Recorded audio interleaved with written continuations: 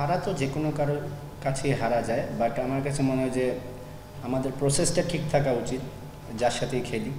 তো স্পেশালি আমি বলবো যে ব্যাটিংটা নিয়ে মূলত আমি বলতেছি, কারণ ব্যাটিং আমাদের ভালো হয়নি, এই কারণেই আমরা স্ট্রাগল করেছি। তো এরকমই এই ব্যাপারগুলো, শর্ট সিলেকশনগুলো কীভাবে আরও ব্যাটার করা যায়, কারণ বলারদেরকে তো সবসময় তো আর বলাররা জিতাবে না, ম্যাক্সিমাম ম্যাচই তো বলাররা জিতায়। তো আমরা চাইবো এই ম্যাচটা যেন আমাদের ব্যাটিংয়ে সবাই সবার বেস্ট পারফরমেন্স করে কমফোর্টেবলি জিততে পারি ইনশাআল্লাহ। যেহেতু সিনিয়ররা যাবেন, তো স্বাভাবিক ইয়াং প্লেয়ারদের আসতে একটু অ্যাডজাস্ট করতে টাইম লাগতে পারে, এটা স্বাভাবিক। তো আমার কাছে মনে হয় এটা কয়েকদিন সময় লাগবে, আর ইনশাআল্লাহ এটা মেক ওভার হয়ে যাবে।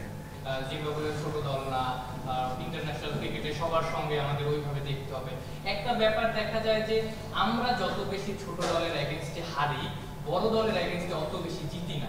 সব দল সমান ইন্টারন্যাশনাল ক্রিকেটে, আমাদের ক্ষেত্রে কি এই জিনিসটা একটু কম দেখা যায়? হ্যাঁ, যেহেতু আমরা ভুল করি, এই জন্যই আমরা হারি, সিম্পল ব্যাপার না। আসলে দেখেন, দলে তো উনি একা খেলতেছেন না, উনারই যে রান করতে হবে, এটা তো সবারই করতে হবে। হয়তো উনি করতেছেন না, ইটস ফাইন, যে কোনো কারোর সাথেই হতে পারে। উনারই যে প্রতিদিন রান করতে হবে এমন তো কোনো কথা নেই, সবারই রান করতে হবে। ব্যাটার যতজন আছে সবারই রেসপন্সিবিলিটি নিতে হবে, সবার রান করতে হবে। অ্যাটলিস্ট রান না করলেও ওই ফাইটটা শো করতে হবে।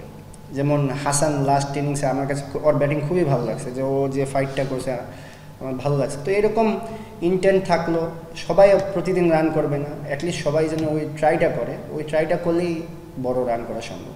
আমাদের ভালো পারফরমেন্স করা উচিত, ভালো পারফরমেন্সের উপরে আর কোনো কিছু নাই। তো আমাদের সবারই টার্গেট থাকবে ভালো পারফরমেন্স করা। আর মুশফিক ভাই যেটা বলতে চাচ্ছিলাম, যে উনি সবসময় অনেক হার্ডওয়ার্ক করেন, স্টিল করতেছেন, উনি থেমে নেই আসলে, উনিও ওয়ে খুঁজতেছেন রান করার। তো ইনশাল্লাহ খুবই তাড়াতাড়ি উনি ফর্মে ফিরবেন।